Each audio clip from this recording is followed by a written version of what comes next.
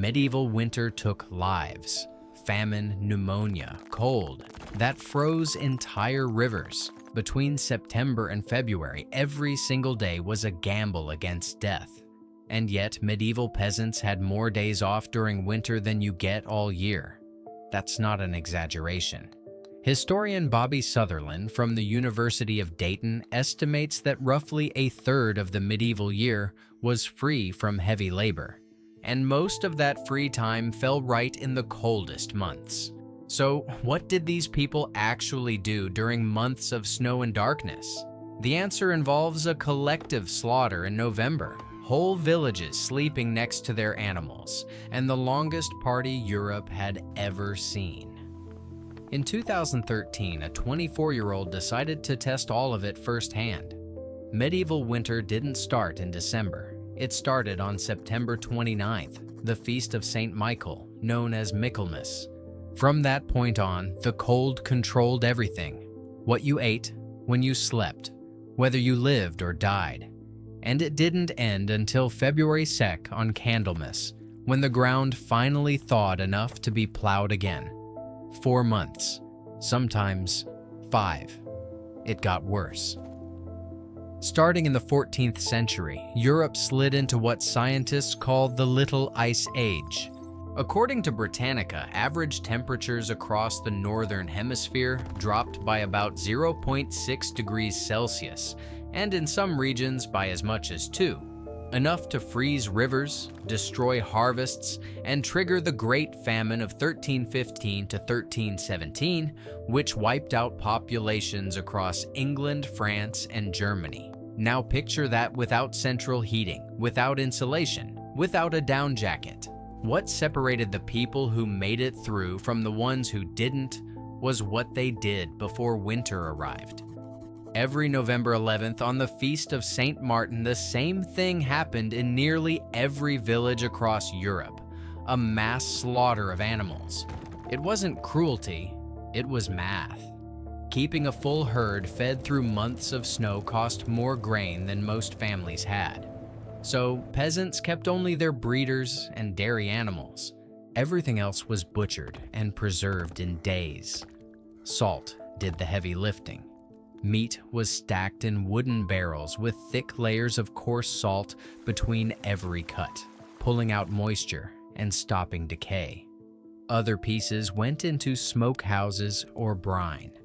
The result was tough, painfully salty meat that needed hours of boiling before anyone could eat it. And that's exactly why the most common winter meal was pottage, a thick stew of grains and vegetables that sat bubbling over the hearth all day. Everything went in: onions, peas, lentils, herbs, and when they could spare it, a chunk of that salted meat. It wasn't fancy, but it kept you standing until February. Food solved half the problem. The other half was not freezing inside your own house. A typical peasant home was one room, walls of woven branches packed with mud, a dirt floor, a thatched roof. In the center, a stone hearth, no chimney. Smoke drifted up and escaped through a hole in the roof, the same hole that let snow in. Here's a number that changes how you picture this. Archaeological records from Anglo-Saxon settlements show these hearths retained about 15% of the heat they generated. 15%. The rest vanished through the thatch, the cracks, the hole in the ceiling. To compensate, peasants sealed every gap with a paste of mud, straw, and animal dung. Even then, plenty of people slept in their cloaks and gloves indoors. But the smartest trick was simpler. If the fire died overnight, and it often did, the peasant would bury a live ember under the ashes before bed. If it was dead by morning, he'd walk to a neighbor's house and borrow fire. Community wasn't some abstract idea. It was what kept you from freezing. If the house was weak against the cold, the body had to compensate. And the answer was wool. A lot of wool. Historians estimate a typical peasant family owned up to 20 pounds of wool clothing. Shearing, washing, spinning, and weaving all of it took months. But the result was insulation that trapped heat and repelled water, thanks to the natural lanolin in the fiber. There was a rule that sounds strange today. Nobody washed wool in winter. Wet wool in freezing temperatures hardened into an icy shell that locked the body in place. So peasants wore the same clothes for weeks on end, itchy, smelly, but alive. Under the wool, linen. Over it, leather cloaks. At night, a tight cap called a coif to stop heat escaping through the head. These people basically dressed for bed the way we dress for a blizzard. In freezing churches, where Mass was mandatory even during actual blizzards, people brought their own hand warmers, hollow metal spheres filled with hot coals. But warmth and food still don't explain the strangest part of medieval winter. In the French Alps, entire families spent the winter sleeping alongside their cows and pigs, not out of tradition, out of body heat. The animals generated warmth, and in a house with no real heating, every degree mattered. In Russia, it went even further. The British Medical Journal reported in 1900 that peasants in the Pskov region slept for roughly half the year. Once a day, they'd wake up, eat a piece of hard bread, check the fire, and go back to sleep. A French civil servant visiting Burgundy in 1844 described the same thing. Men spent their days in bed, packed tightly together to stay warm and eat less. It sounds like desperation, but modern science calls it something else: biology. Therapist Shelley Darr explains that melatonin, the sleep hormone, gets released earlier when days grow shorter. The human body was built to slow down in winter. We're the ones who decided to ignore that. And ignoring winter was the exact opposite of what medieval people did. Because once the darkest stretch passed, they celebrated like nobody else. Medieval Christmas didn't last a day. It lasted 12. From Christmas Eve to Epiphany on January 6th, nobody worked. The feudal lord was required to give every peasant time off, and in many cases to feed them too. What a meal. For people who spent the year eating pottage, Christmas was the one time they ate real meat. Goose, pork, sometimes game. Historian Anne Lawrence Mathers from the University of Reading puts it simply. Once December 25th arrived, the expectation was to eat, drink, dress up, play games, and dance around the neighborhood for 12 days straight. There was mumming. People in animal masks going door to door singing. There was dice, which even kings played at Christmas. And on the final night, 12th night, came the strangest tradition: the bean cake. A dried bean was hidden inside a cake, and whoever found it was crowned the Lord of Misrule, with the power to flip the social order for one night. Peasants gave orders to nobles. Workers bossed their masters around. Remember what I said at the start, that medieval people had more time off in winter than you get all year?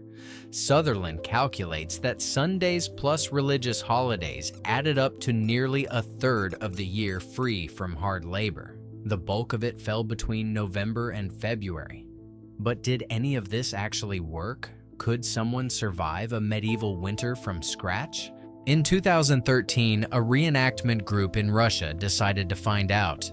In September of that year, a 24-year-old named Pavel Sapozhnikov moved onto a farm built with 10th century techniques. No electricity, no internet, nothing from after the year 1100. The project was called Alone in the Past, set up 60 kilometers from Moscow, where winter drops to -30. Pavel stayed alone for 6 months. He had a goat, a few chickens, iron tools, an axe, and grains available in the Middle Ages. No corn, which only reached Europe with Columbus. Every day started the same: feed the animals, milk the goat, light the stove, grind grain by hand, haul water from the well, all before lunch. Once a day, he recorded a half-hour entry on camera. The rest of the time, total silence. Once a month, someone showed up to confirm he was still alive. And what Pavel discovered wasn't just that survival was possible. It was that the constant physical work, the kind medieval people did without thinking, ate the entire day.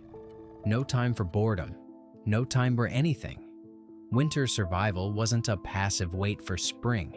It was a full-time job, 7 days a week, with no pay and no guarantee you'd make it to the end.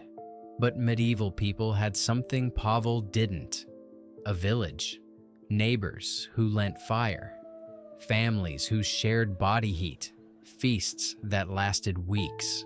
Medieval winter was brutal, but it was brutal together. And that togetherness might have mattered more than we think. Historian E.L. Johnson argues that seasonal living in the Middle Ages may have been better for ordinary people's mental health than modern life. Not because it was easy, but because nobody pretended winter didn't exist. Today, we flip on artificial lights, set the thermostat to 72, and expect ourselves to perform in January the same way we do in July. Medieval people didn't do that. When days got shorter, they slowed down. When snow came, they gathered. When work stopped, they feasted. Remember the first thing I told you? That medieval winter took lives? It did. But between the autumn preparations, the collective resistance, and the biggest celebrations on the calendar, those dark months were also when communities grew strongest. The cold pushed people closer together. And maybe that was the real warmth. What do you do when winter arrives? And I mean really arrives, not just on the calendar. If you enjoyed this story, subscribe. There are plenty more where this came from. See you in the next one.